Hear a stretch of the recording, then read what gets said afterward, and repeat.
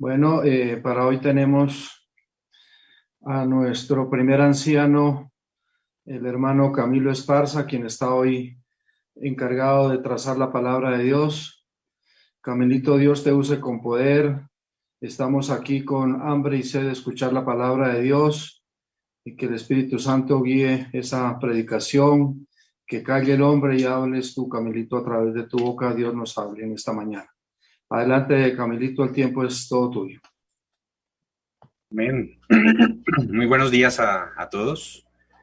Es un privilegio cada vez que nosotros abrimos las escrituras. Primero que todo quiero agradecer a todos los que estuvieron allí, dando una palabra de aliento. Es muy importante saber que tenemos una familia aquí y es la familia de la Iglesia de la Esmeralda. Así que cada uno, esos amigos que realmente están aquí, les mandamos un caluroso saludo y bueno, tenemos la esperanza, nosotros continuamos con la esperanza confiando en que el Señor es el que sabe cómo se mueve el mundo y que pronto todo esto acabará y nos encontraremos allí en el reino celestial con nuestro Señor. Así que lo que quiero hoy, vamos a tener un tema bastante interesante. Quiero que allí donde estén cierren sus ojitos y vamos a elevar una oración a nuestro Dios. Señor, tú has escogido en esta mañana este mensaje. Por eso quiero que llegue a los corazones de cada uno, Señor. Tú sabes por qué lo escogiste, tú sabes cuál es el objetivo, pero permite que tu palabra no llegue vacía, que tu Espíritu Santo nos tome, nos redarguya y nos ayude a comprender que en tu palabra está la salvación. Guíanos, guárdanos y protégenos porque lo pedimos en el nombre de Cristo Jesús. Amén. Así que bueno, hoy vamos a hablar de eventos finales definitivamente y normalmente hay diferentes maneras de estudiar las profecías. Hay unas personas que estudian las profecías de manera temática, ¿sí? Eh, ¿Qué quiere decir eso de manera temática? Pues que de diferentes partes de la Biblia nosotros traemos los eventos que van a ocurrir en el futuro. Luego ponemos los eventos en el orden que van a ocurrir de manera cronológica. Entonces nosotros podríamos ir, no sé, al Génesis. Si nosotros vamos al Génesis y estudiamos el Génesis, no sé cuántos sabían, pero en el Génesis podemos encontrar los eventos finales. Las historias del Génesis son una tipología de los eventos finales, así como lo sería, por ejemplo, no sé si ustedes recuerdan, como en los días de Noé, dijo Jesús. Así que el Génesis, desde el Génesis se puede estudiar las profecías. Podemos recordar el caso de Caín y Abel. El caso de Caín y Abel expresa el conflicto final, ese conflicto que se va a dar en relación a la correcta adoración. Si nosotros estudiáramos el Génesis, entonces podemos ver los eventos finales, pero si ustedes van a las parábolas de Jesús, se quedarían sorprendidos al ver que muchas parábolas nos hablan también de los eventos finales. Cuando vemos las parábolas, los milagros, los ejemplos, los símbolos que Jesús utilizó, tienen que ver directamente muchos con los eventos finales. Bueno, hay una manera allí de manera temática. Nosotros vamos directamente a Daniel y Apocalipsis y pues estos son libros proféticos en todo el sentido de la palabra y pues allí también podemos estudiar los eventos finales. El problema que tenemos con estudiar, no es que sea un problema grave, pero el problema que tenemos con estudiar eh, estos libros de esa manera, de manera temática, es que no están expresados de manera cronológica. ¿Qué quiero decir con eso? Se deben buscar en las fuentes que tenemos, es decir, si es el Génesis, si es en las parábolas de Jesús, si es en Daniel y Apocalipsis, se deben buscar esas fuentes que tenemos y con oración y estudio debemos ordenar esos eventos, ¿no? Eso es lo que muchos hacen hoy en día. Así que quiero decirles que en esta mañana hay un lugar en la Biblia donde los eventos finales se encuentran de manera cronológica, es decir, lo que acabamos de ver son de manera temática y nosotros tendríamos que ordenarlos. Si vamos al Génesis, tenemos que ordenar los eventos. Si vamos a las parábolas de Jesús, tenemos que ordenar esos eventos, extraerlos. Daniel, Apocalipsis los ordenamos, pero hay un lugar en la Biblia donde los eventos finales se encuentran de manera cronológica, donde ya están ordenados, no necesitamos nosotros ordenarlos. Y hago la pregunta en esta mañana, ¿no? ¿En dónde en la Biblia nosotros encontramos estos eventos en orden? Por lo menos, ¿en dónde están esbozados los grandes eventos que van a ocurrir en el tiempo del fin? ¿Quién tiene la respuesta a esa pregunta?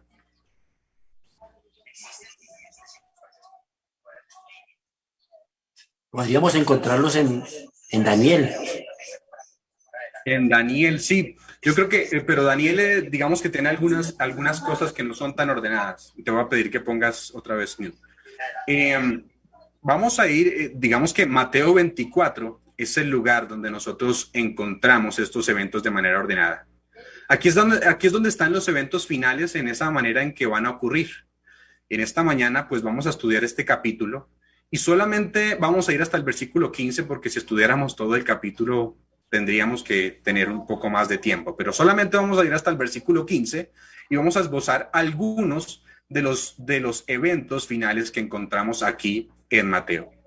Pero quiero decirles que antes de llegar allí, el estudio de Mateo 24, es importante aclarar algunos principios para el estudio de Mateo 24. Y esos principios nos van a marcar el rumbo de cómo estudiar a Mateo 24. Así que el primero de los principios, ustedes lo van a ver aquí, se los voy a proyectar. No sé si lo alcanzan a ver, sí.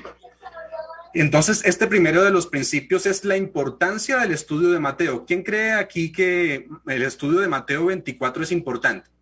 ¿Ustedes creen que es importante o no es importante?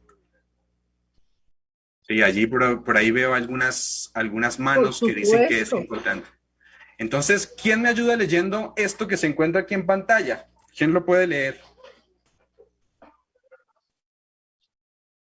Yo, Camilo, yo lo puedo leer. Gracias. ¿Johnny? ¿Sí? Sí. Gracias, Johnny. El capítulo 24 de Mateo me ha sido presentado, el capítulo 24 de Mateo me ha sido presentado repetidas veces como algo a que debe ser atraída la atención de todos. Vivimos hoy en el tiempo en que las predicciones de este capítulo se están cumpliendo. Expliquen nuestros ministros y maestros estas profecías a aquellos a quienes instruyan. Excluyan de sus discursos los asuntos de menor importancia y presenten las verdades que decidirían el destino de las almas. Muchas gracias, Johnny. Vamos a pedir a Freddy que de repente... Pero no está, debe ser uno que vi por ahí, pero no estaba extendido ni nada, estaba enrollado. Muy Orozco. Por favor, cierre el micrófono. Gracias. Alguien que nos ayude a cerrárselo, por favor.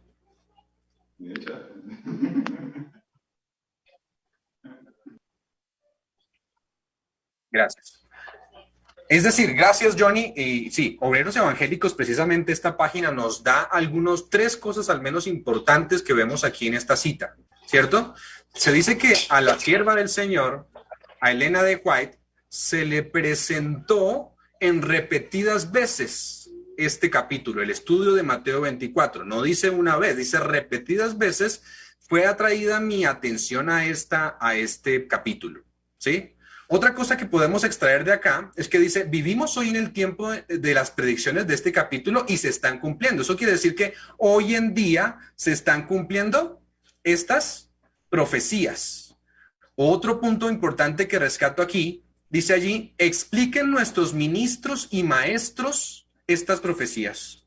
Lo dice claramente, dice, deben explicar los ministros y maestros estas profecías. Dice, además, que se deben excluir de los discursos las cuestiones de menor importancia y traer las verdades que decidirán el destino de las almas. No sé si leyeron ustedes allí otra vez, pero dice que se deben excluir las cuestiones de menor importancia y debemos atraer a las mentes acerca de estas verdades que son tan importantes para nosotros. Así que el primer principio que tenemos es que es importante o es indispensable estudiar Mateo 24. Y deberíamos no solo estudiarlo, sino también traerlo a la mente de las personas. Es bastante importante esto. Segundo principio, tenemos otro principio allí. El segundo principio tiene que ver con que Mateo 24 tiene un doble cumplimiento. Mateo 24 tiene un doble cumplimiento y muchos de los que están aquí lo conocen. Se cumplen los eventos que llevan a la destrucción de Jerusalén y se cumple también en los eventos que llevan al fin del mundo en la segunda venida de Jesús. ¿sí? Es decir, tiene doble cumplimiento. Uno es en la destrucción del templo de Jerusalén o de Jerusalén en general, y después se va a cumplir al final del mundo, en la segunda venida de Jesús. Ahora, ¿cómo sabemos que Mateo 24 tiene doble cumplimiento o doble aplicación? ¿Cómo lo sabemos? Vamos a ir allí entonces al texto. Mateo 24, versículo 1 al 3, y alguien que me haga el favor de leerlo de manera fuerte. Mateo 24, versículo del 1 hasta el 3. Cuando Jesús salió del templo y se iba, se acercaron sus discípulos para mostrarle los edificios del templo. Respondiendo él, les dijo: ¿veis todo esto? De cierto os digo que no quedará aquí piedra sobre piedra que no sea derribada. Y estando él sentado en el monte de los olivos, los discípulos se le acercaron aparte diciendo: dinos, ¿cuándo serán estas cosas? ¿Y qué señal habrá de su venida y del fin del siglo? ¿Se dieron cuenta que aquí hacen dos preguntas los discípulos? Los discípulos hicieron dos preguntas. Las preguntas, ¿cuáles fueron? ¿Cuándo serán estas cosas que estaban hablando en relación a la destrucción del templo? ¿Sí? Porque Jesús estaba hablando de eso. Entonces ellos preguntan, ¿cuándo van a hacer estas cosas? Pero hacen otra pregunta, dice, ¿y qué señal habrá de tu venida y del fin del siglo o del fin del mundo? Encontramos entonces dos preguntas. La primera, ¿cuándo se va a destruir el templo? ¿Y cuándo qué? Será tu venida y el fin del mundo. Los discípulos pensaban que estos dos eventos iban a ocurrir al mismo tiempo. La destrucción del templo y también la destrucción del mundo. Ellos pensaban que eso iba a pasar al mismo tiempo. Pero Jesús sabía que estos eventos iban a ocurrir de manera separada y por muchos años de diferencia. Pero él mezcló los dos cumplimientos o las dos aplicaciones. Él las mezcló, él no trató de aclarar, simplemente las mezcló. Pero entonces sabemos que Mateo 24, entonces tiene doble cumplimiento. Un cumplimiento inicial tiene que ver con la destrucción de Israel, de Jerusalén, y el cumplimiento final será en la segunda venida de Jesús allí para el fin del mundo. Algunos textos que tenemos aquí importantes para leer. El primero dice así: Eventos de los últimos días, página 18. Eventos de los últimos días, página 28, perdón, ahí estaba equivocada. La profecía del Señor entrañaba un ¿qué? Un doble, perdón, un segundo, creo que esa no es.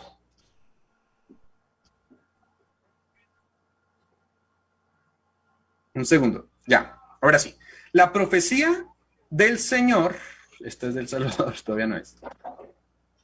Ahora sí. La profecía del Señor entrañaba un doble significado. Al par que anunciaba la ruina de Jerusalén, presagiaba también los horrores del gran día final. ¿Qué dice allí el conflicto? Que a la par que estaba anunciando la ruina de Jerusalén, también hablaba de los horrores del día final. Otra cita más. Conflicto de los siglos, página 34, dice: la profecía del Salvador referente al juicio que iba a caer sobre Jerusalén iba a tener otro cumplimiento, y la terrible desolación del primero no fue más que un pálido reflejo de lo que sería el segundo. En lo que acaeció a la ciudad escogida, podemos ver anunciada la condenación de un mundo que rechazó la misericordia de Dios y pisoteó la ley. Otra vez nos está diciendo que iba a tener ¿qué? Un doble cumplimiento. Uno más. Eventos de los últimos días, página 18. Dice: Cristo advirtió a sus discípulos en cuanto a la destrucción de Jerusalén y las señales que ocurrirían antes de la venida del Hijo del Hombre. Te voy a pedir otra vez que pongas en mute, por favor.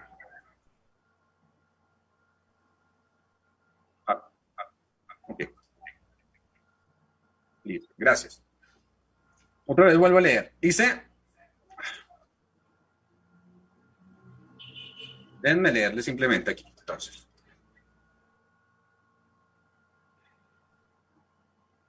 Eventos de los últimos días, página 18, dice: Cristo advirtió a sus discípulos en cuanto a la destrucción de Jerusalén y las señales que ocurrirían antes de la venida del Hijo del Hombre.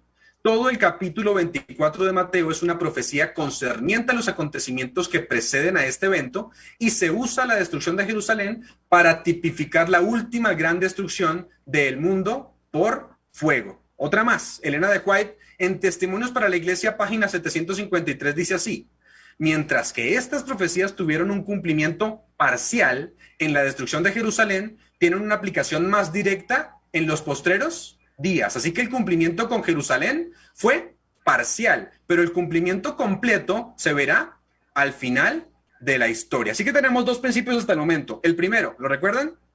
La importancia del estudio de Mateo 24. El segundo, que Mateo 24 tiene un doble cumplimiento. Ahora, para estudiar Mateo 24 es importante complementarlo con los otros evangelios sinópticos, en donde está el mismo discurso. Se encuentra el discurso tanto en Mateo como en Marcos y también en Lucas. Así que a fin de tener el cuadro completo es necesario que nosotros estudiemos el sermón como aparece en estos tres evangelios, en Mateo, Marcos y Lucas.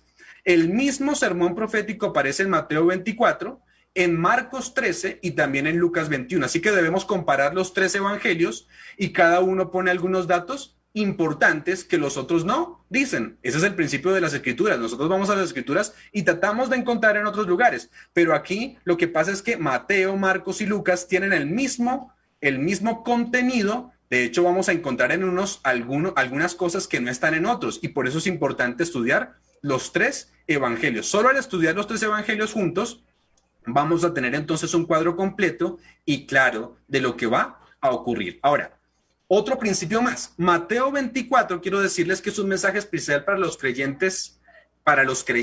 Es un mensaje que es especial para los creyentes. No quiere decir que no sea un mensaje en general para cualquier persona, pero está enfocado en los creyentes. El sermón en el Monte de los Olivos, ese sermón de Mateo 24, tenía como propósito impedir que el propio pueblo de Dios fuera engañado. Ese era el objetivo de Jesús cuando dio el sermón de Mateo 24. Ese sermón profético tenía como propósito principal que no fueran engañados sus mismos discípulos, ¿sí? No es el de convencer a la gente, tal vez que no es creyente, de la venida de Jesús, que la venida de Jesús está a las puertas, ¿sí? Ahora, sí podemos ver y podemos usarlo para mostrarle a la gente dónde estamos, pero el sermón tenía como objetivo principal que se diera a los creyentes. Ahora, no me entiendan mal, vuelvo a repetir, no es que no sea un sermón que no se puede predicar en campañas de evangelismo. Claro que sí se puede predicar, ¿cierto? Pero el objetivo principal tenía que ver con las señales que son para los seguidores de Jesús. Esas señales para que nosotros no seamos engañados, para que no perdamos la fe cuando vengan los momentos difíciles y cuando llegue también allí la persecución. ¿Cómo sabemos que era un sermón hecho para específicamente o digamos que el público principal eran los creyentes? Porque vamos a leerlo en algunos de los versículos allí. Por ejemplo, Mateo 24, versículo 4. En Mateo 24, versículo 4, Jesús se dirige a sus discípulos y dice: respondiendo Jesús les dijo, mirad que nadie os engañe. Eso quiere decir que le estaba diciendo, mirad que nadie os engañe. ¿A quiénes? A ustedes que son mis discípulos. Mirad que nadie los engañe. Mateo 24, 5. Miren, otra expresión que dice allí, la expresión en mi nombre, indica que habían unos falsos cristianos. Dice, porque vendrán muchos en mi nombre. Eso quiere decir que este sermón tiene que ver con los creyentes. Si decía que venían muchos en mi nombre, eso quiere decir que profesaban seguir a Jesús. Y decían muchos, yo soy el Cristo, y a muchos se engañarán. Eso es lo que decía allí. Así que aquí nos dice específicamente que aquí las palabras tienen que ver con los creyentes. Mateo 24, 15, otro más. Dice, por tanto, cuando veáis en el lugar santo la abominación desoladora de la que habló el profeta Daniel, el que lee, ¿qué? Entienda. Dice, entonces los que estén en Judea huyan a los montes. Así que iba a haber una señal que iba a indicar a los seguidores de Jesús que huyeran. Los que no eran seguidores o discípulos de Jesús, pues no lo iban a entender porque no habían sido seguidores de Jesús. Así que la señal principal era para los seguidores de Jesús. Otro versículo más, Mateo 24, 23 al 25. Miren lo que dice. Entonces, si alguno os dijere, mirad, aquí está el Cristo, o mirad, allí está, no lo creáis, porque se levantarán falsos cristos y falsos profetas, serán grandes señales y prodigios de tal manera que engañarán, si fuese posible, ¿a quiénes? Aún a los escogidos. Y por eso dice el versículo 25, ya os lo he dicho antes, así que si os dijeren, mirad, está en el desierto, no salgáis, o mirad, está en los aposentos, no lo creáis, porque como el relámpago que sale del oriente y se muestra hasta el occidente, así será también, ¿quién? La venida del Hijo del Hombre. Así que el enfoque de Satanás en este conflicto tendría que ver con los escogidos. Un texto más, Mateo 24:42, dice, velad pues, esta es la apelación. Ustedes saben que el Señor Jesús habló del sermón completo y después comenzó a dar apelaciones con parábolas. Miren lo que dice Mateo 24:42. Velad pues, porque no sabéis a qué hora ha de venir nuestro Señor. Entonces los que están aquí son siervos del Señor, porque si dicen que Él es el Señor, entonces los que están aquí son siervos del Señor a quienes Él está predicando. Y bueno, vuelvo a repetir, para apelar a este sermón, Él contó algunas parábolas, Jesús. Por ejemplo, contó la parábola del siervo fiel. Y ahí repito, ¿no? Si era siervo fiel, eso quiere decir que seguía a su maestro. O contó la parábola de las 10 vírgenes. Las 10 vírgenes, ¿cuántas profesaban de las 10 vírgenes a Jesús? Todas, ¿cierto? ¿Cuántas tenían lámparas? Todas. Así que las 10 vírgenes son el pueblo de Dios. También contó otra parábola, la de los talentos. Los 3 que tenían los talentos, que se les dieron los talentos, también profesaban a Jesús. Después contó finalmente la profecía, la parábola de los cabritos y los corderos, ¿no? Los corderos y los cabritos. Pero los cabritos también profesaban a Jesús. Sin embargo, pues no eran fieles. Así que Mateo 24 tiene un enfoque especial para los que profesan ¿qué? Seguir a Jesús, para que huyan de las trampas del maligno. Otro punto importante que debemos tener en cuenta para el estudio de Mateo 24 tiene que ver con un orden cronológico. Mateo 24, como dijimos al principio, está en un orden cronológico. Y además el lenguaje que utiliza Mateo 24 nos señala que es de manera cronológica la enseñanza que Jesús estaba dando. La secuencia de estos eventos de Mateo 24 están escritos en orden cronológico porque tiene varias referencias de tiempo, es decir, varias referencias temporales. Vamos a ir a todos los ejemplos que tenemos de manera de las referencias temporales. Por ejemplo, Mateo 24:6. Mateo 24:6 dice que iba a haber guerras y rumores de guerras, pero dice una referencia temporal, pero aún no es el fin. Es una referencia de tiempo. Mateo 24:8 nos dice que iban a haber pestilencias, hambres, terremotos, pero que solo iba a ser eso principio de dolores. Ahora, después del versículo 8, hay una palabra importante que se utiliza 9 veces en el capítulo. Una palabra griega, la palabra entonces. La palabra griega tote, la palabra entonces. Pero esta palabra tote o entonces indica que un evento sucede cronológicamente después de otro. Eso quiere decir, esto pasa y entonces esto, y entonces esto, y entonces lo otro. Indica que hay una secuencia cronológica de los eventos. Por ejemplo, Mateo 24:9. La palabra entonces se encuentra aquí, dice, entonces, después de lo anterior, os entregarán a tribulación y os matarán. Después en el versículo 10, otra vez la palabra entonces, dice, entonces muchos van a tropezar. En el versículo 14 dice, y será predicado este evangelio, y otra vez dice, entonces ¿qué? Vendrá el fin. Después viene el versículo 16, dice, cuando venga la abominación desoladora, entonces los que estén en Judea huyan a los montes. Versículo 19, otra expresión de tiempo. Aquellos días, dice, las que estén en aquellos días en cinta, ¿sí? Aquellos días, está hablando de una expresión de tiempo. El versículo 21 otra vez tiene la palabra entonces, dice, entonces después de lo anterior vendrá la gran tribulación. Versículo 22, otra vez, aquellos días se utilizan 2 veces, si aquellos días no fuesen acortados, dice.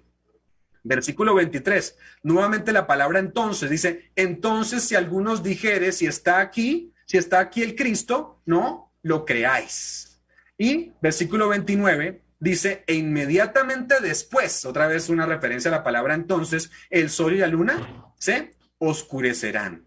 Y finalmente el versículo 30 dice, entonces va a aparecer la señal del Hijo del Hombre en el cielo, y entonces se lamentarán todas las tribus de la tierra y verán al Hijo del Hombre viniendo sobre las nubes del cielo con gran poder y gloria. ¿Sí se dan cuenta que está hecho de manera cronológica? Por eso podemos ir a este capítulo y saber cómo son los eventos del fin.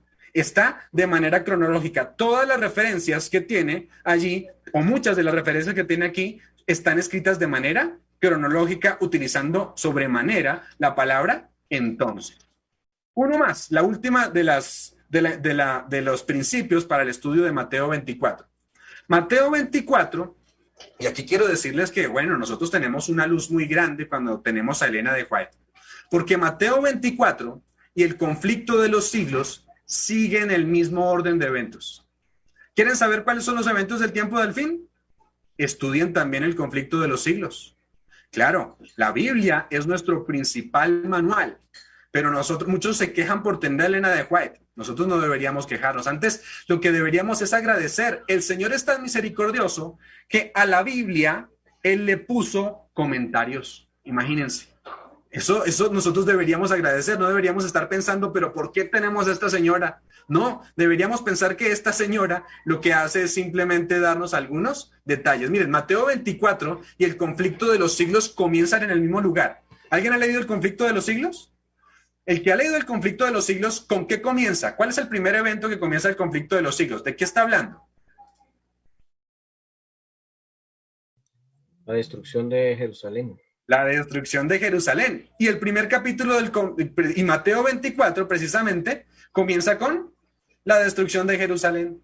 Mateo 24 termina también con la segunda venida de Cristo. Y el conflicto de los siglos también termina con la segunda venida de Cristo. Ahora, la ventaja que tenemos en el conflicto de los siglos es que llena los espacios entre los grandes eventos. Es decir, amplía esos grandes eventos. Si quisiéramos nosotros tener un cuadro muchísimo más completo de los eventos que van a ocurrir entre estos dos grandes, entonces deberíamos leer el conflicto de los siglos. Es una ventaja que tenemos, vuelvo a repetir, como adventistas. No nos quejemos más por tener a Elena de White, ¿sí? Tenemos antes más detalle, antes deberíamos agradecer a Dios por tener a Elena de White. Vamos entonces al desarrollo de Mateo basados en estos conflictos y vamos a llegar hasta el versículo 15 solamente allí. Vamos con el primer versículo y alguien que me ayude a leerlo. Mateo 24, versículo 6. Oiréis de guerras y rumores de guerras, oiréis de guerras y rumores de guerras. Mirad que no os turbéis, porque es necesario que todo esto acontezca, pero aún no es el fin. Este es un texto a veces mal comprendido. Nosotros decimos hoy en día, tenemos guerras y rumores de guerra. Entonces decimos, ya Jesús va a venir.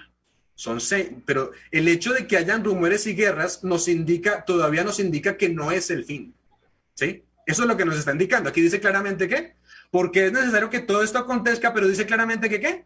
Aún no es el fin. Versículo 7 dice, porque se va a levantar nación contra nación y reino contra reino, ¿y habrán qué? Es para ver si me están siguiendo. Habrán pestes y hambres y terremotos en diferentes lugares. Ahora, la palabra que se utiliza aquí como pestes, esa palabra significa pestilencias. ¿Saben que esta palabra en el Nuevo Testamento solamente aparece una vez? En el Nuevo Testamento la misma palabra que se utiliza aquí, como pestes o pestilencias, solo aparece una vez. Y solo aparece en un lugar en el Nuevo Testamento allí que es Hechos 24:5.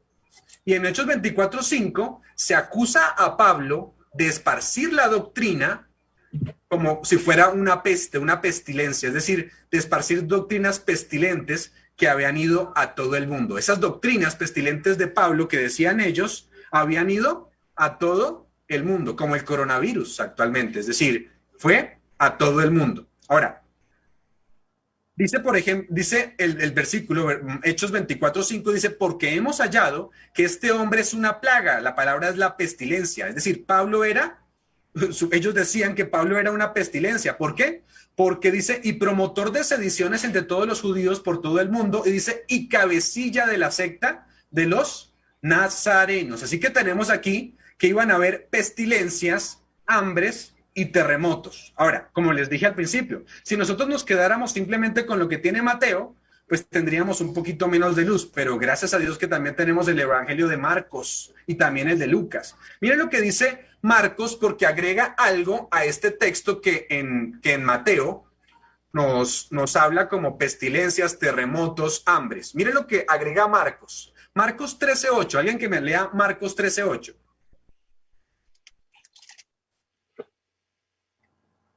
Porque se levantará nación contra nación y reino contra reino, y habrá terremotos en muchos lugares, y habrá hambre y alborotos, principios de dolores honestos.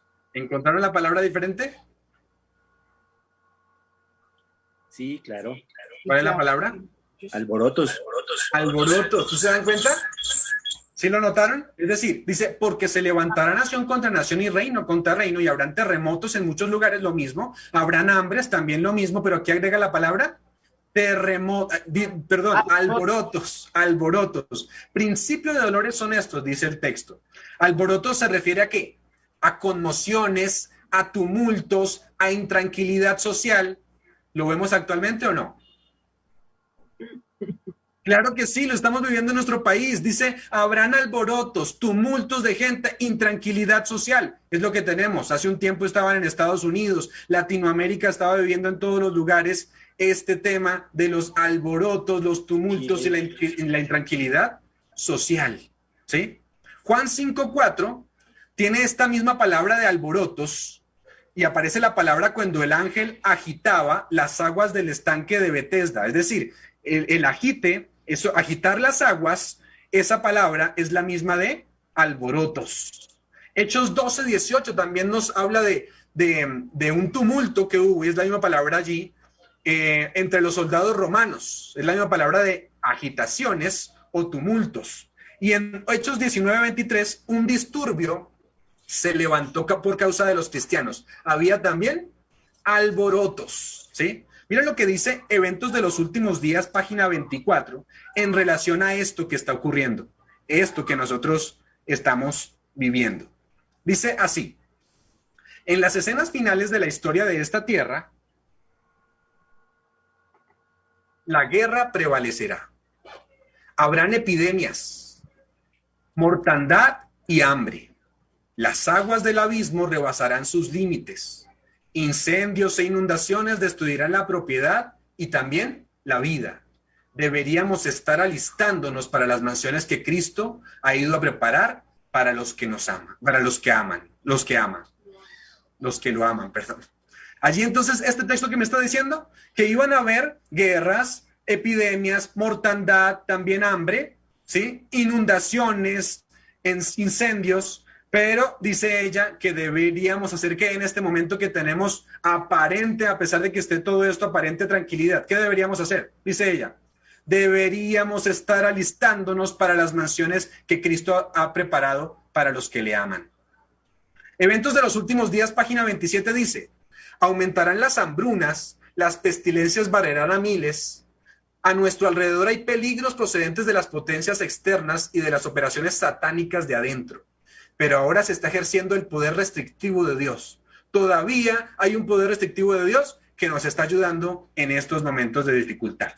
Dice, aumentarán las hambrunas, las pestilencias, barrerán a miles. ¿Sí? Ahora miren lo que dice aquí. Van a ver, esto solo es principio, ¿cómo decía el texto? ¿Ustedes lo leyeron? ¿Solo principio de qué? De dolores. De dolores, es solamente principio de dolores. Miren lo que dice el conflicto de los siglos, página 575 y 576. Dice, Satanás, o el objeto de Satanás, consiste en hostigar a las naciones a hacerse mutuamente la guerra. ¿De dónde vienen todos los tumultos que tenemos hoy en día? De Satanás. Satanás dice, pues de este modo puede distraer los espíritus de los hombres de la obra de preparación necesaria para subsistir en el día del Señor. Y nosotros estamos más pendientes de otras cosas hoy en día, ¿no? Dice, su objeto es hostigar a las naciones para hacerse la guerra y de esa manera entonces distraer a los hombres. Otro más dice, al par que se hace pasar ante los hijos de los hombres como un gran médico que puede curar todas sus enfermedades, Satanás producirá enfermedades y desastres al punto que ciudades populosas sean reducidas a ruinas y desolación. Eso va a hacer Satanás. Dice, ahora mismo está obrando.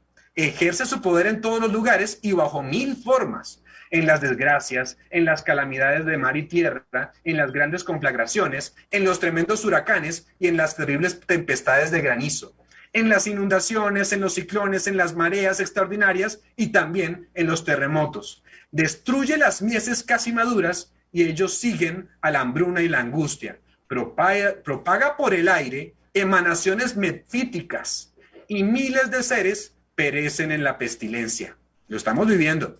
Estas plagas, dice, irán menudeando más y más y se harán más y más desastrosas. Quiero decirles que no es una cuestión de desesperanza. Debemos mirar a Jesús. Por eso es que ahí está nuestra solución. Pero quiero decirles que la pestilencia del coronavirus es solamente el principio del principio de dolores. De acuerdo a las citas que hemos leído, no es solamente el principio del principio. Ahora, yo puedo decirles en este momento en dónde nos encontramos actualmente en Mateo 24. Nos encontramos en el versículo, entre el versículo 8 y el versículo 9. Ahí nos encontramos en Mateo 24. ¿Cómo sabemos? Porque miren, después de que hay guerras, después de que hay rumores de guerra, pestilencias, tumultos, terremotos, entonces el versículo 9 nos dice algo interesante. Miren lo que dice el versículo 9. Estamos entre el versículo 8 y 9. ¿Quién lee el versículo 9? Entonces os entregarán a tribulación y os matarán y seréis aborrecidos de todas las gentes por causa de mi nombre. ¿Esto ya pasó? No ha pasado. Dice, os entregarán a tribulación y os matarán y seréis aborrecidos por todas las gentes por causa de mi nombre. Esto no ha pasado aún. Todavía el mundo no se ha lanzado en contra de los cristianos matándolos. Todavía no somos aborrecidos por la gente. De hecho, Elena de White da una buena razón para eso. Dice que estamos tan conformados al mundo que no generamos una diferencia. Ella dice eso, ¿cierto? Entonces ella dice aquí, estamos entre el versículo 8 y 9 y la razón es porque el versículo 9 aún no ha llegado. ¿Por qué? Porque dice allí, os entregarán a tribulación y os matarán, ¿sí? Y seréis aborrecidos por todas las gentes. ¿Se acuerdan que leímos el texto que decía que los desastres iban en aumento? Miren lo que dice el párrafo siguiente de ese texto. El conflicto de los siglos, página 576. Luego de que pase eso, de que pasen los eventos desastrosos, dice aquí, el conflicto de los siglos, página 576, dice, y luego el gran engañador persuadirá a los hombres que son los que sirven a Dios los que causan estos males. La parte de la humanidad que haya provocado el desagrado de Dios lo cargará a la cuenta de aquellos cuya obediencia a los mandamientos divinos es una reconvención perpetua para los transgresores. Se declarará que los hombres ofenden a Dios al violar el descanso del domingo. Que este pecado ha traído calamidades que no concluirán hasta que la observancia del domingo no sea estrictamente obligatoria. Y que los que proclaman la vigencia del cuarto mandamiento no sean con ello, haciendo con ello que se pierda el respeto debido al domingo y rechazando el favor divino. Turban al pueblo y alejan la prosperidad temporal. ¿Sí se dan cuenta? Así que los versículos 7 y 8 nos están diciendo, van a haber guerras, rumores de guerras, nación contra nación, reino contra reino, pestilencias, hambres, terremotos, alborotos, pero el versículo 9 nos dice que el mundo culpará a los discípulos de Cristo por esto, y entonces los van a perseguir. Ahora, yo les hago la pregunta, muchos dirán, no, ¿para qué hablar de estas cosas, no? Debemos estar, el que no sabe estas cosas puede estar preparado. Jesús ya lo dijo, ¿cierto? Deben estar preparados y velando en todo momento, porque no sabéis el momento en el que venga el Hijo del Hombre. Ahora, quiero decirles que la palabra tribulación, porque estamos hablando allí de una tribulación, ¿no? La palabra tribulación se encuentra 2 veces en Mateo 24. La primera vez se encuentra en el versículo que acabamos de leer. Dice, entonces os entregarán ¿a qué? A tribulación. Pero hay una segunda vez donde está la palabra tribulación, ¿sí? Que está en el versículo 21. Dice, porque habrá entonces gran tribulación. ¿Notaron la diferencia? En una nos habla de una tribulación y en la segunda nos habla de una gran tribulación. Va a haber una tribulación entonces antes de la gran tribulación. En esta tribulación, les hago la pregunta, en esta tribulación antes de la gran tribulación, ¿quiénes van a perseguir a quién? ¿Quiénes son los que van a perseguir al pueblo de Dios? ¿Quién me responde esa pregunta? ¿Alguien sabe? Las naciones. ¿Las naciones? Vamos a responder la pregunta. Por eso dijimos, Mateo no lo dice, quiero decirles. Pero Lucas sí nos dice quiénes van a perseguir a quiénes. Miren los que van a perseguir a quiénes. ¿Quién lo lee? Lucas 21, versículos 16 al 17.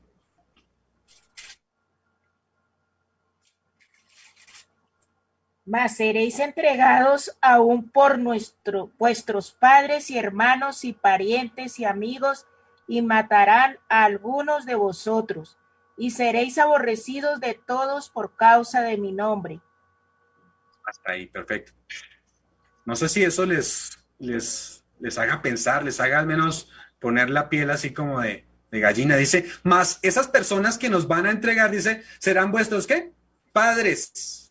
Los hermanos que nos congregamos aquí, ¿sí? Algunos de ellos, dice, y hermanos y parientes y amigos. Y dice, no será fácil, porque dice, y matarán a algunos de vosotros. Y dice, y seréis aborrecidos de todos por causa de mi nombre. Es decir, familiares se entregarán a familiares y amigos a amigos. La persecución no viene de afuera, la persecución viene de adentro. Como siempre ha pasado, así ha pasado siempre. Por eso es tan importante que nosotros estemos arraigados en esta verdad, ¿sí? No solo es calentar una silla en la iglesia, eso no es solo el punto aquí. El punto es que estemos tan arraigados, porque a veces nosotros estamos confiados y decimos, no, estamos aquí adentro de la iglesia y todos estamos bien, pero resulta que en la iglesia hay trigo y cizaña, ¿sí? Así que en este tiempo, los fieles de Dios tendrán que comparecer ante reyes y gobernantes para dar testimonio de su fe, ¿sí? Eso es lo que va a pasar, que van allí a comparecer ante los reyes, ante los gobernantes para dar esa razón de la fe. ¿Saben cómo se llama eso en eventos? Cuando se levanten a comenzar a predicar, a eso se le llama el fuerte clamor de Apocalipsis 18. Eso es lo que va a pasar, es decir, cuando estemos siendo perseguidos, hay muchos que van a proclamar más fuertemente este evangelio de Apocalipsis 18, es decir, que ha caído Babilonia. Ahora, Mateo no dice eso. Por eso necesitamos ir también a otros evangelios. Miren lo que dice Marcos 13, 9 al 11. Miren lo que dice Marcos 13, 9 al 11. Dice que 9 y 11, perdón. No debemos preocuparnos. Miren por qué. Leamos primero el 9. Marcos 13:9 dice, pero mirad por vosotros mismos, porque os entregarán a los concilios y en las sinagogas y os azotarán, y delante de gobernantes y de reyes os llevarán por causa de mí para testimonio a ellos. Dice allí. Dice, ¿dónde nos van a entregar? ¿En concilios y en dónde? En las sinagogas. La primera aplicación para las sinagogas era en tiempo el primer cumplimiento, la destrucción de Jerusalén. Pero ¿cuál será la aplicación de nuestros días? Las iglesias, ¿no? En iglesias nos van a reunir, en concilios nos van a reunir. Y dice, os azotarán y delante de los gobernadores de la tierra y de los reyes os llevarán por causa de mí para testimonio ¿de qué? De ellos. Así que vamos a comparecer ante esos grandes. Versículo 10 dice, y es necesario que el evangelio sea ¿qué? Predicado ante todas las naciones. Miren, muchos dicen, esta pregunta la hacía incluso Diego, la vez pasada no está aquí Diego, pero la hacía Diego, dice, el evangelio no se va a predicar en paz. Sí, muchos creemos que vamos a salir y en la calle entonces vamos a predicar el evangelio en paz. No, por eso dice aquí que va a ser por testimonio. La palabra testimonio es con mi vida, estar dispuesto a sellar el evangelio con mi vida. La palabra martureo, ¿no? Es decir, sellar el evangelio con mi vida. Hoy en día es muy fácil predicar la palabra de Dios, salir al semáforo y predicarla, y eso que a algunos nos da pena, ¿no? Pero hoy es fácil. Pero imagínense el momento cuando tenga que ser, cuando tendremos que comparecer con nuestra vida de nuestra fe. ¿Será un momento diferente o no? Versículo 11 de Marcos 13 dice: pero cuando os trajeren para entregaros, no os preocupéis por lo que habéis de decir, ni lo penséis, sino lo que os fuere dado en aquella hora, eso hablad, porque no sois vosotros los que habláis, sino ¿quién? El Espíritu Santo. El Espíritu Santo. A esto se le llama entonces la lluvia tardía. El Espíritu Santo va a ser derramado para el pueblo de Dios para que puedan dar testimonio ante los grandes de la tierra. Eso es lo que va a pasar. Un par de citas. Review and Herald, 18 de diciembre de 1888. Miren lo que dice. Pongan mucha atención porque cada palabra es importante. Ahora no nos parece posible que algunos de nosotros tendrá que comparecer solo. ¿Ante quiénes? Ante las autoridades. Pero si alguna vez Dios ha hablado por mi intermedio, llegará el tiempo cuando seamos llevados ante concilios y ante miles de personas por causa de su nombre, y cada uno tendrá que dar razón de su fe. Hago la pregunta y paréntesis ahí. ¿Puedo dar razón de mi fe hoy en día? Es la pregunta para reflexionar. Luego vendrá la crítica más severa sobre cada posición que se ha tomado en favor de la verdad. Y viene la recomendación. Necesitamos entonces estudiar la palabra de Dios para que podamos conocer por qué creemos las doctrinas que defendemos. ¿Cuál es la recomendación de ella? Necesitamos entonces estudiar la palabra de Dios para que podamos conocer por qué creemos las doctrinas que defendemos. No es suficiente, y quiero decirles esto con mucho respeto, no es suficiente solamente el estudio devocional de la Biblia. No es suficiente. Debemos hacer un profundo estudio doctrinal también. ¿O qué le va a decir a las personas? ¿Creen que lo que el Espíritu Santo va a poner en las mentes es simplemente porque llegó por el Espíritu Santo? No.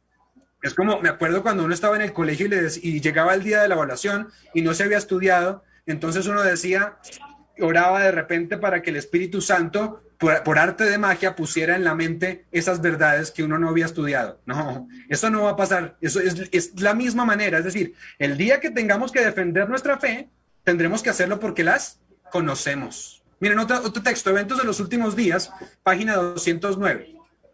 Aquellos que reciben a Cristo como Salvador personal resistirán las pruebas de estos últimos días. El Señor Jesús dará a los discípulos una lengua y una sabiduría que sus adversarios no podrán contradecir ni resistir. ¿Quiénes? Los que están allá no van a poder resistir. Dice, aquellos que por razonamiento no podrían vencer los engaños satánicos darán un testimonio positivo que confundirá a hombres supuestamente doctos, los humildes, los hermanos que a veces nosotros menospreciamos, esos son los que van a hablar con sabiduría y que van a confundir a los grandes doctos de la tierra. De los labios de los iletrados, dice, saldrán palabras con tal poder convincente y sabiduría que se producirán conversiones a las verdades. Miles se convertirán bajo su testimonio. Qué terrible responsabilidad la que tenemos. Y qué grande oportunidad también en ese momento de comparecer ante los grandes de la tierra. ¿Estamos pensando en ser un centro de influencia? Ojalá que en ese momento podamos ser la influencia, realmente es el punto, ¿no? Ahora necesitamos ser un centro de influencia, pero en ese tiempo todavía debe multiplicarse este deseo de ser influencia para los demás, porque allí sí será sellado con nuestra vida, para dar verdadero testimonio de lo que Dios dice y lo que ha hecho en nuestra vida. Si hoy en día es sencillo y nosotros no lo hacemos, ¿cómo será en ese momento? Imagínense. Debemos dar razón de nuestra fe para que miles sean salvos. Es una terrible responsabilidad. Este tiempo que describe el versículo 9 es el que nosotros llamamos entonces el tiempo de angustia previo. Es decir, una tribulación sin la palabra gran. Todavía no es la gran tribulación. Durante este tiempo Dios va a derramar la lluvia tardía y el pueblo de Dios va a proclamar el fuerte clamor de Apocalipsis 18. Ahora, ¿cómo hacerlo? Vuelvo a repetir, ¿no? Perdón que sea reiterativo, pero ¿cómo hacer para proclamar Apocalipsis 18 sin conocerlo?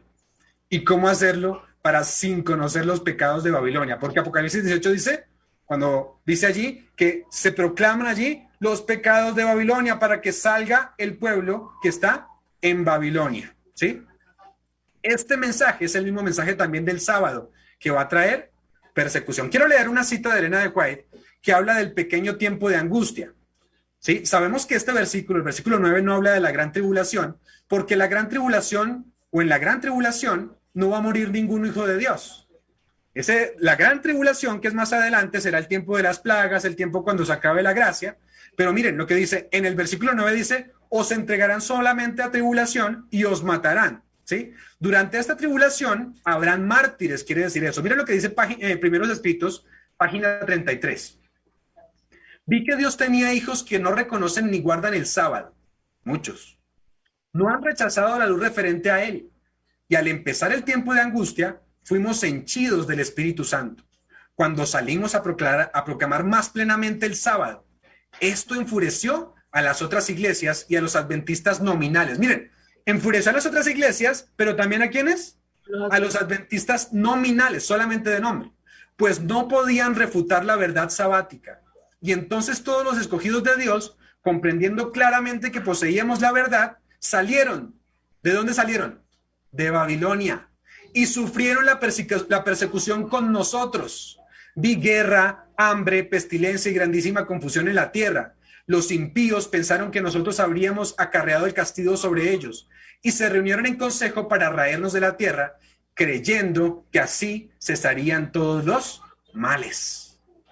Cuando alguien leyó esta cita de Elena de White, entonces escribió, le dijo a Elena de White, usted escribió que al empezar el tiempo de angustia, entonces nosotros fuimos henchidos por el Espíritu Santo y proclamamos el sábado. Pero usted dijo en otro lugar que cuando comenzáramos el tiempo de angustia, ya la puerta de gracia se había cerrado. Entonces le preguntaron a Elena de White, bueno, ¿cómo va a explicar eso? Y ella respondió, del corto tiempo de angustia, dijo así. Primeros Escritos, página 85. El comienzo del tiempo de angustia mencionado entonces no se refiere al tiempo cuando comenzarán a ser derramadas las plagas, sino a un corto periodo precisamente antes de que caigan, mientras Cristo esté en el santuario. Es decir, en el versículo 9 todavía no se ha cerrado la puerta de la gracia. En este tiempo, cuando se esté terminando la obra de la salvación, vendrá aflicción sobre la tierra y las naciones se van a irar, aunque serán mantenidas en jaque para que no impidan la realización de la obra del tercer ángel. En este tiempo, es decir, el pequeño tiempo de angustia, descenderá la lluvia tardía o el refrigerio de la presencia del Señor para dar poder a la voz fuerte del tercer ángel y preparar a los santos para que puedan subsistir durante el plazo cuando las 7 postreras plagas sean derramadas. Ahora, cuando viene esta persecución, entonces va a haber un zarandeo entre el pueblo de Dios. Miren, todo está en orden cronológico. Versículo 10. Después de la persecución viene el versículo 10. ¿Qué dice el versículo 10? Muchos tropezarán entonces y se entregarán unos a otros y unos a otros se aborrecerán. Es decir, como consecuencia de la persecución, muchos van a tropezar, muchos van a ser zarandeados. ¿Sí? Es decir, claro, hoy en día puede haber zarandeo, pero el zarandeo completo llegará como consecuencia ¿de qué? De la persecución. Elena de White nombra el zarandeo y dice que el zarandeo es causado por 3 cosas. Miren, esto también es importante. 3 cosas. Falsas enseñanzas. Por eso viene el zarandeo. Atracción del mundo. Estamos tan embebidos del mundo que entonces muchos serán zarandeados. Y la persecución. Son las 3 maneras de las que llega el zarandeo. Si ustedes quieren profundizarlo mucho más, pueden ir allí a la parábola del sembrador. Allí van a encontrar las 3 formas del zarandeo. Entonces, falsas enseñanzas, atracción del mundo, la mundanalidad y la persecución. Ahora, cuando venga la persecución, el pueblo de Dios saldrá a proclamar más fuertemente el sábado bajo el poder de la lluvia tardía. Y según esto, muchos van a tropezar en ese momento. En tiempo cuando las cosas están pacíficas, la iglesia se llena de gente. Hoy en día, sí, decimos, bueno, tenemos el coronavirus, pero vemos que la iglesia se llena de gente y hay bautismos por todo lado, ¿cierto? Pero al venir la persecución, realmente es cuando se va a saber quién es quién, ¿sí? Allí, hoy en día, pues nosotros Podemos ver a simple vista que tal vez hay una persona que es consagrada, pero el único que sabe los corazones y los conoce es Dios. ¿Y cuándo se va a evidenciar esto? Cuando venga la persecución. Ahora, ¿qué significa la palabra tropezarán? La palabra tropezarán. Juan 16, versículo 1 y 2. ¿Quién lo tiene por allí? Juan 16, versículo 1 y 2.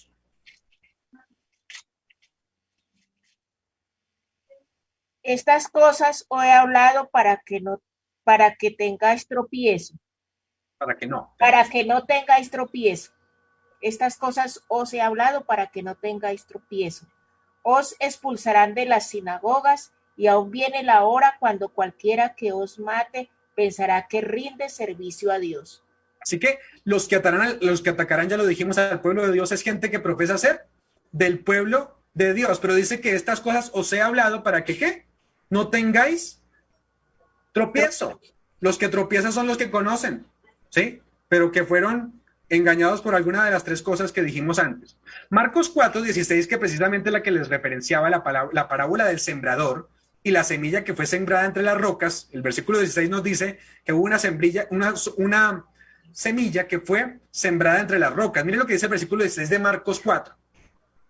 Estos son, asimismo, los que fueron sembrados en pedregales.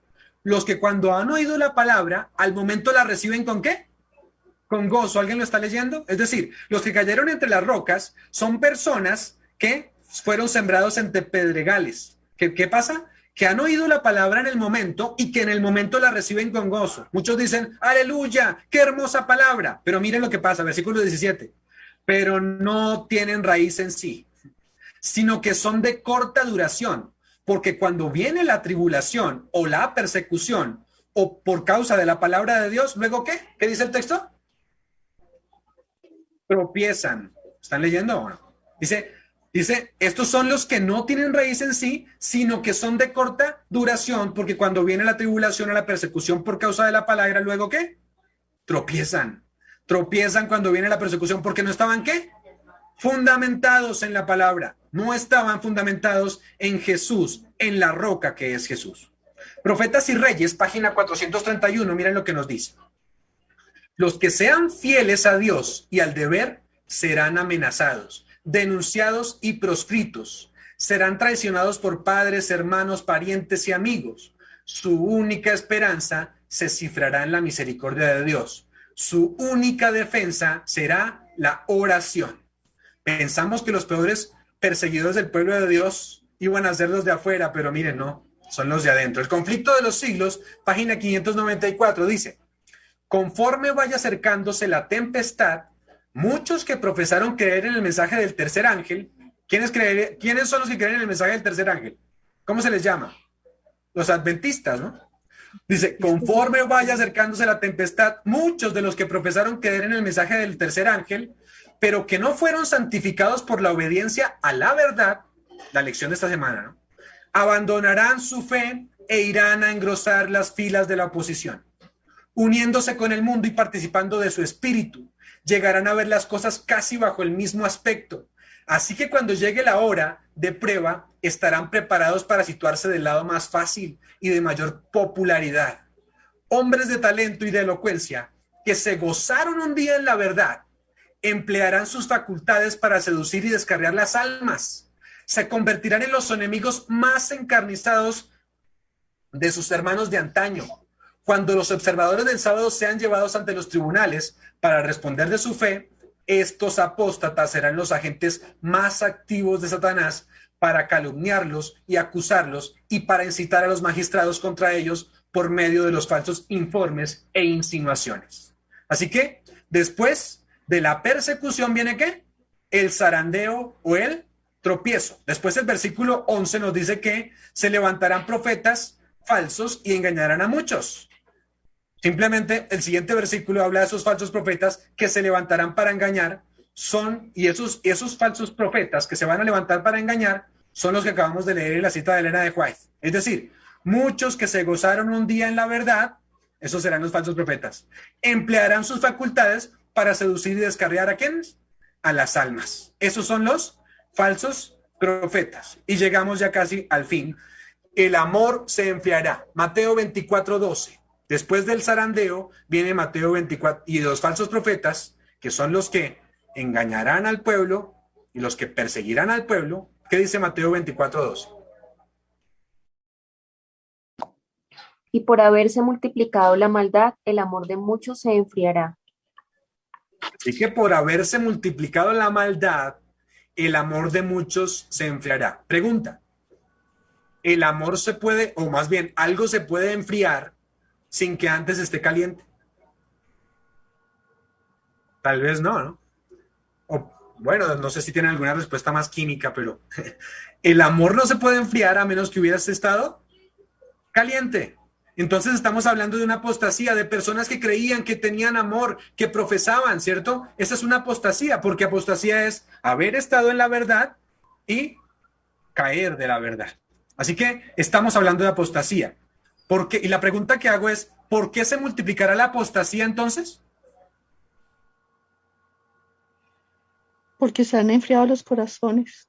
Muchas gracias. Dice, ¿porque qué? Por haberse multiplicado la maldad, ¿cierto? Por eso se enfriarán, ¿cierto? La palabra maldad que se utiliza aquí, haberse multiplicado la maldad, es la palabra que se utiliza en Mateo, en Juan 3:4, que es la misma palabra para transgresión de la ley. Es decir, por haberse multiplicado la transgresión de la ley, la palabra allí está, ¿sí? Por haberse multiplicado la transgresión de la ley, entonces muchos van a apostatar, ¿sí? Ahí está el punto. Muchos creían que la ley de Dios no se debía guardar, ¿cierto? Pero la mundanalidad causó que su calor se enfriara. Estas son personas que profesaban creer a Cristo, ¿sí? ¿Cómo sabemos eso? Mateo 7:21 y 23. Miren, utilizan la misma expresión, maldad o transgresión de la ley. Mateo 7:21 al 23. Miren, dice así. Lo leo rápido para poder acabar rápido. No todo el que me dice, Señor, Señor, entrará en el reino de los cielos, sino el que hace la voluntad de mi Padre que está en los cielos. Muchos me dirán en aquel día, Señor, Señor, ¿no profetizamos en tu nombre? ¿Sí ven que eran cristianos? Dice, ¿no profetizamos en tu nombre? ¿Y en tu nombre no echamos fuera demonios? ¿Y en tu nombre no hicimos muchos milagros? Versículo 23 dice, y entonces les declarará ¿qué? Nunca os conocí, apartados de mí, y está la palabra, ¿hacedores de qué? De maldad, o podríamos decir, transgresores de la ley, es la misma palabra. Pero bueno, no todos serán zarandeados por las falsas enseñanzas, por el mundo y por la persecución. Algunos van a permanecer firmes hasta el tiempo del fin, y lo dice Mateo 24, dice, ¿mas el que qué? Mateo 24:13, mas el que persevere hasta el fin, este será salvo. El que se mantenga firme en medio de la persecución, en medio de los engaños de los falsos maestros, en medio de la mundanalidad, en medio de la transgresión de la ley, entonces ese va a perseverar hasta el fin y será ¿qué? Salvo. Versículo 14, Mateo 24. Y será predicado este evangelio del reino en todo el mundo para testimonio a todas las naciones, y entonces vendrá el fin. Exacto. Ahora, ¿sí sabían que aquí no se está refiriendo a la segunda venida de Jesús? ¿Al fin de qué se está refiriendo aquí? En este texto se encuentra, y ya lo vimos, se encuentra el fin de la gracia. Es decir, primero va a ser predicado este evangelio a todo el mundo. ¿Cómo se va a predicar el evangelio a todo el mundo? ¿Por qué? Por testimonio, con mi vida, así lo voy a sellar, con mi vida. El que pase por persecución, la mundanalidad, la transgresión de la ley, el que salga adelante de eso, entonces tendrá un buen testimonio y muchos se convertirán. Así será el evangelio predicado en todo el mundo. Y dice, entonces vendrá el fin, pero el fin de la gracia. ¿Cómo lo sabemos? Porque si después del texto 14 todavía siguen algunos eventos. Es decir, aquí simplemente ha acabado el fin de la gracia. El evangelio se predica, algunos elementos claves de este texto es que el evangelio se predica en todo el mundo y luego viene el fin. ¿En dónde encontramos las mismas tres ideas de que el evangelio se predica en todo el mundo y luego viene el fin? ¿Dónde podemos encontrar esa misma idea? 13. Apocalipsis 14. Ahí encontramos la misma idea del 6 al 7. Miren lo que dice Apocalipsis 14 del 6 al 7. Vi volar por el medio del cielo otro ángel que tenía ¿qué? El evangelio eterno para predicarlo ¿a quiénes? A los moradores de la tierra. ¿A todos o a unos poquitos? A todos. El evangelio se predicará en todo el mundo, está diciendo aquí. Versículo 7 diciendo a gran voz, temed a Dios y dale gloria porque la hora de su juicio ha llegado y adorad a aquel que hizo el cielo, la tierra, el mar y las fuentes de las aguas. Entonces va a haber una proclamación del evangelio a todo el mundo. Y luego dice el versículo 14 que Jesús viene sentado en una nube con una voz aguda y que va a regresar. Así que el evangelio se predica, viene el fin del tiempo de gracia y después viene Jesús. El conflicto de los siglos, página 355, nos habla del tema. Dice así: el mensaje de la salvación ha sido predicado en todos los siglos, pero este mensaje es parte del evangelio que solo podía ser proclamado en los últimos días, pues solo entonces podía ser verdad que la hora del juicio había llegado. ¿Sí? Está diciendo que solo el evangelio a todo el mundo se podía predicar en esos días. ¿Por qué? Porque solo en esos días era cierto que el juicio había comenzado. Lutero no podía haber predicado este evangelio. Pablo no podía haber predicado este evangelio. El evangelio se puede haber predicado solamente en el contexto del juicio final. Ese evangelio, ¿no? Que el evangelio es Jesús, ¿no? Pero aquí estamos hablando del evangelio que tiene que ver también con el momento del juicio. El juicio no se pudo haber predicado sin que Jesús estuviera en el lugar santísimo, ¿cierto? Así que este vendrá, así que el evangelio va a ser predicado en todo el mundo, ¿cierto? En el contexto del juicio, y entonces vendrá el fin del tiempo de gracia. Y bueno, llegamos al versículo 15, que simplemente lo vamos a esbozar porque no vamos a poder tenerlo. Pero el versículo 15 y 16 nos dice lo siguiente. Mateo 24, 15 y 16. Esta es la gran prueba final para el mundo. Esta es la prueba que va a dividir el mundo en dos grupos, los salvos y los perdidos. Y solo podemos introducir el tema. Dice así, versículo 15, Mateo 24. Por tanto, cuando veáis en el lugar santo la abominación desoladora de que habló el profeta Daniel, el que le entienda, entonces los que estén en Judea huyan a los montes. Aquí hay una señal, la señal de la abominación desoladora, que era para los fieles que estaban en la ciudad, para que huyeran y que no fueran destruidos con la ciudad. Pero miren, dijimos que había más luz, ¿no? En el otros evangelios. Miren, Lucas 21, 20 y 21 me dice qué es la abominación desoladora. No la vamos a detallar, pero sí vamos a dejar que Lucas nos explique qué es. Lucas 21, 20, 21.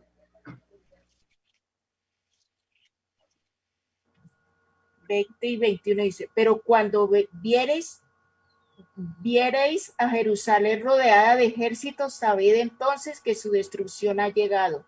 Entonces los que estén en Judea huyan a los montes, y los que en medio de ella vayasen, y los que estén en los campos no entren en ella. Así que aquí nos dice que la abominación desoladora significa, o es muy parecida, es lo mismo que Jerusalén con los ejércitos rodeados. Estos ejércitos que estaban rodeando allí a Jerusalén tenían unos estandartes de ídolos, ¿sí? En especial allí tenían un águila, el águila tenía unas flechas, y entre las flechas los símbolos que estaban allí, y también tenían sus garras un cinto dorado, que era una representación al dios Sol. Así que allí estamos, una abominación desoladora, lo que significa es cuando los ejércitos rodeen, ¿cierto?, con sus estandartes idolátricos, entonces sabremos, dice allí, que habrá llegado el momento en que necesitamos huir, ¿cierto? La señal que estaba allí era que los soldados clavaban su estandarte allí en la tierra con esos estandartes idolátricos, y entonces era la señal, ¿para qué? Para que huyeran, ¿sí? El Mateo solo nos dice que huyan, pero aquí nos está diciendo que huyamos, ¿a dónde? A los montes, y a los montes, dice aquí claramente. Así que, extraordinario cómo Mateo 24 presenta los eventos finales en orden exacto en el cual están ocurriendo y también van a ocurrir. Y nos encontramos entre el versículo 8 y el versículo 9. Los desastres van a ir aumentando, claro que sí, ¿cierto? Serán más terribles cada vez, hasta que llegue el momento en que los habitantes del mundo digan, ¿por qué está pasando esto? Y entonces, ¿qué? Vendrá la tribulación para el pueblo de Dios, pero el pueblo de Dios proclamará con poder el mensaje para que muchas almas sean salvadas a través de nuestro testimonio. La pregunta que tengo para todos y para finalizar es, ¿qué harás tú de Jesús? ¿Has aceptado a Jesús realmente o simplemente lo has hecho de labios? Porque eso puede estar pasando. Necesitamos volver a consagrarnos al Señor. Dice Elena de White que necesitamos una reforma y un reavivamiento, que es nuestra más urgente necesidad, dice ella. Necesitamos eso. El reavivamiento es una renovación de nuestra vida espiritual. La reforma es un cambio en las cosas que estamos haciendo mal. Por un lado, tenemos la gracia en el reavivamiento, y por un lado tenemos la reforma, la ley, allí está. Las dos cosas deben ir de la mano. Una reforma, ¿cierto? Mirar la ley para transformarnos, y por el otro lado, un reavivamiento, es decir, aceptar la gracia del Señor para avivar nuestros corazones nuevamente. Que el Señor nos bendiga en esta tarde, que el Señor nos ayude a estar firmes cuando todos parece que se han ido. Así que adelante, porque ese es nuestro objetivo, que el Señor pueda morar en nuestros corazones realmente, no solamente de palabra. Que Dios nos bendiga, que Dios nos guarde. Vamos a terminar con una oración. Oremos. Señor Jesús, hemos estudiado a través de tu palabra estos eventos que van a ocurrir al fin del tiempo.